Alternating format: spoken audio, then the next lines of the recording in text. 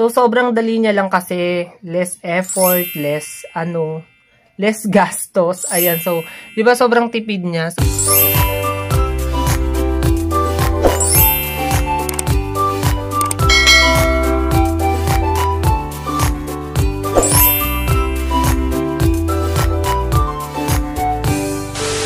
Hi everyone, it's me again. My name is Brian L. Belmonte and welcome back to my YouTube channel.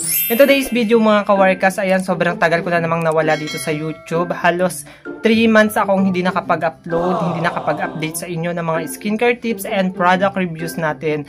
Tapos ayan, sa mga nagtatanong din sa akin social media accounts, sa aking mga personal social media accounts kung bakit hindi daw ako nakapag-upload, bakit hindi daw ako nag-update, or kahit yung mga live updates ko, hindi talaga ako nag-update sa social media. Ayan, so marami nagtaka kung huminto na daw ba ako or tumigil na daw ba ako sa journey ko dito sa YouTube at sa paggawan nga ng mga content. So ayun mga kawarkas, no, sobrang na-busy lang talaga ako nung mga nakaraang araw. Tapos syempre, lahat naman tayo kailangan talaga nating ipagpauna yung mga bagay na dapat nating ipagpauna na lalong mas higit na mas mahalaga, di ba? Ganon. So minsan talaga hindi ko siya nasisingit. Pasensya na kayo mga kawarkas. Ayan, hindi ako nakapag-upload ng mga skincare tips at saka yung mga product reviews natin. Minsan talaga sa buhay natin darating talaga yung mga pagsubok na alam nyo yun, yung mabigat, ganon. Tapos, hindi natin alam kung sino yung pwede nating lapitan or sino ba yung makakatutulong sa atin. Pero alam nyo ba mga kawarkas, nung mga lumipas na mga panahon na yon, mas na-realize ko sa sarili ko lang naman na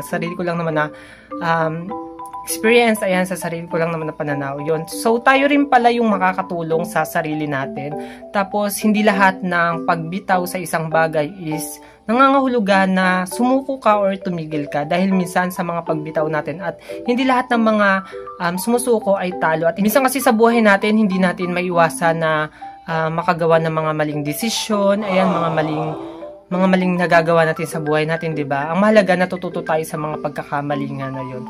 So, yun mga kawarka, sobrang dami nating napagdaanan ng mga nakaraan na lumipas na taon at saka yung mga lumipas pa ng mga araw. Ayan, so hindi ko pala kayo nabati ng Happy New Year kasi nga from November ata, or ang last upload ko ata is December. Ayan, so hindi na ako nakapag-upload ng video bago matapos yung 2024. So ngayon ko kayo babatiin mga kawarkas ng Happy New Year sa ating lahat. Ayan, so 2025 na, panibagong pakikipagsapalaran, panibagong pakikipagbaka para sa mga darating pa ng mga pagsubok sa ating mga buhay. Pero higit sa lahat, lalo nating lagi nating iisipin at saka lagi natin panghawakan yung mga bagay na nakapagpapalakas sa atin. At saka alam naman natin kung sino yung higit na mas lalong kakampi natin sa mga bagay na iyon. So in today's video mga kawarka, siguro naman nakita nyo na sa ating title and thumbnail is Kamatis Pampakinis. Yes.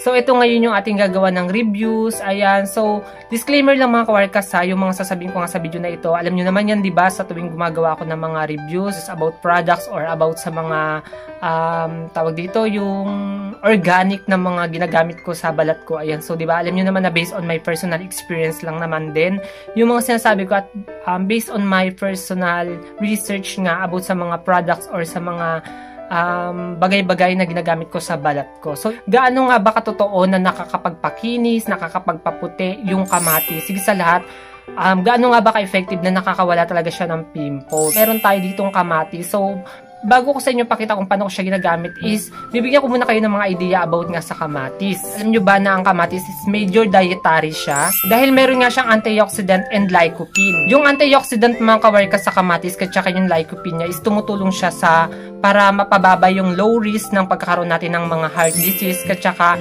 yung pagkakaroon natin ng cancer. Yung kamatis mga kawarkas is mayaman siya sa vitamin C and vitamin K. Meron din siyang potassium at saka folate. Ito yung mga common ingredients niya na sobrang healthy talaga sa ating, hindi lang sa ating kalusugan, pati sa kalusugan din ng ating mga balat. Yung kamatis din mga kawarkas is meron din siyang beta-carotene at saka yung chlorogenic. Ito nga yung isa sa mga nagpapababa ng risk natin sa pagkakaroon natin ng mga heart disease and cancers. Kawarkas, hindi lang siya sa talagang kalusugan ng ating katawan, kundi sa kalusugan din ng ating balat, dahil tumutulong nga yung kamatis sa pagpapagaling or pagpapagamot ng sunburn, or nakakaiwas din siya para magkaroon tayo ng sunburn. Ako siya sa gitna.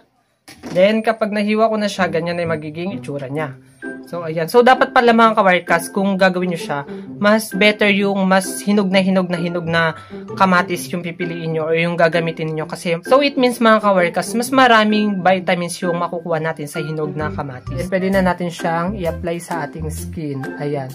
So, very gentle lang yung pag-apply ninyo. Ganyan lang talaga, as in sobrang dali lang. So, pwede nyo siyang gawin mga kawarkas sa gabi bago kayo matulog. So, sobrang dali niya lang kasi less effort, less gastos. Ayan. So, di ba sobrang tipid niya? So, ito mga ka-workas, ginagawa ko siya kapag alam kong parang sobrang dami ko ng mga pimples. Ganyan. Tapos kapag feeling ko, tinutubuan ako ng mga maliliit na mga pimples. Actually, yung kamatis kasi, since may acid nga siya, talagang mahapdi siya sa balat. Is natural talaga na mahapdi siya. Pero kung talagang sobrang hapdi sa balat ninyo at hindi nyo talaga kaya yung paghapdi niya, so ibig sabihin baka meron kayong mga irritated ata yung skin nyo or hindi kayo pwede gumamit neto, ganyan. Kasi iba-iba pa rin talaga tayo ng skin type. Ayan, so depende pa rin sa balat natin kung may hiyang tayo sa isang bagay or sa isang produkto or sa isang ritual na ginagawa. Ayan. So, depende talaga sa ating mga balat kung magiging sensitive siya. So, advice ko na lang sa inyo kung sakali mang mahapdi siya sa balat ninyo is wag nyo na siyang gagawin pa, wag nyo na siyang pagpatuloy pa na gawin kasi nga hindi siya compatible sa skin type ninyo. Parang ganun sa madaling salita. Usually, ginagawa ko to sa gabi lang talaga. Kasi sa gabi lang talaga ako may time. Pero kung gagawin nyo siya sa umaga, pwede naman. Pero ako kasi, gabi lang yung mas marami akong time para magbabad ng ganito. Pero minsan kasi nakakatamad na rin, diba? Pero ayun nga, consistency is the key talaga para makita natin yung effect ng isang products or ng isang bagay na nilalagay natin sa ating balat. Ayan. So, kailangan maging consistency. Make sure na maibabad nyo siya ng 15 to 20 minutes pero nakadepende kung ano yung kaya ng inyong balat. Kung hindi ba siya mahapdi, ayan, kung hindi ba nangangati or hindi ba nag-irritate yung inyong skin. So, depende pa rin sa inyong balat kung anong gusto nyong ibabad siya, ilang minutes, ayan, ilang minuto, ganon. So, yun mga kawarkas, ngayon babalikan ko kayo pag nabalnawan ko na yung ating kamatis. So, yun mga kawarkas, no, after natin siya maibabad ng 20 minutes, tapos after natin siyang mabalnawan. So, ganyan yung naging effect niya sa aking balat. So, hindi ko alam mga kawarkas kung nag-iba lang yung lightings ng kapaligiran or medyo sumikat-sikat na kasi yung araw dito sa may party ng bintana namin, kaya parang nag-iba yung lightings natin. Pero yun nga mga kawarkas, no, kung mapapasin nyo, ayan, nagkaka-rednesses talaga ako sa pag-i-scrub or paglalagay ko ng kamatis. Pero, kinalaunan mga kawarkas, nawawala siya. Nawawala yung redness na yan. So, yun yung gusto ko dito sa paggamit nga ng kamatis sa aking balat.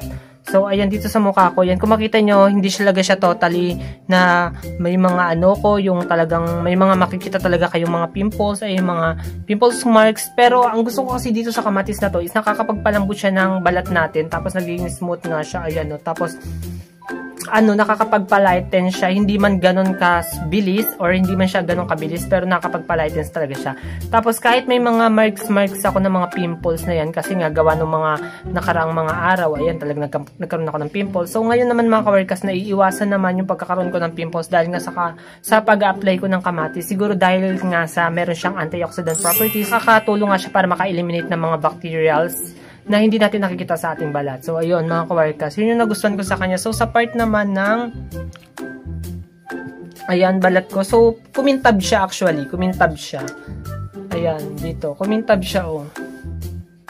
Kumintab siya. Hindi nyo siya masyadong makikita sa camera, pero kumintab talaga yung parang kulay niya, yung texture niya. Ayan. So, medyo dry lang talaga siya. Kaya pag ginaganyan ko, para siyang nag-i-snow. Ayan, kasi nga, yung mga dead skin cells natin, natatanggal niya. So, make sure na lang nagagamit na lang kayo ng lotion after nyo gumawa or after nyo gamitin yung kamatis natin na tinuro ko sa inyo. So, yung mga kawarkas, hindi lang naman ako yung gumagawa neto. Marami nang nagpasa-pasang mga gumawa neto, na content na rin nila. So, ako kasi, nakigaya lang din talaga ako at saka, matagal ko na rin man talaga siyang ginagawa actually. Kaso nga lang at natamad lang ako minsan na share ganon. So, kasi nga sa sobrang busy, diba? Pero yun mga kawarkas, magbabalik na ako ulit dito sa aking YouTube channel. And yun nga, maraming salamat sa mga pag-suporta niyo sa patuloy niyong panonood ng aking mga skincare tips and skincare videos. Ayan. So, kung bago ka lamang dito sa aking YouTube channel at kung mahilig ka nga sa mga skincare tips and skincare videos, ayan, pagpapaputi, pagpapakinis ng ating mga balat, in-invite nga kita na mag-subscribe sa aking YouTube channel at i-hit mo na rin yung notification bell down below para lagi ka sana nga pa-updated every time na tayo may mga bagong videos. So, see you on my next video mga kawarkas. Thank you for watching. Bye-bye!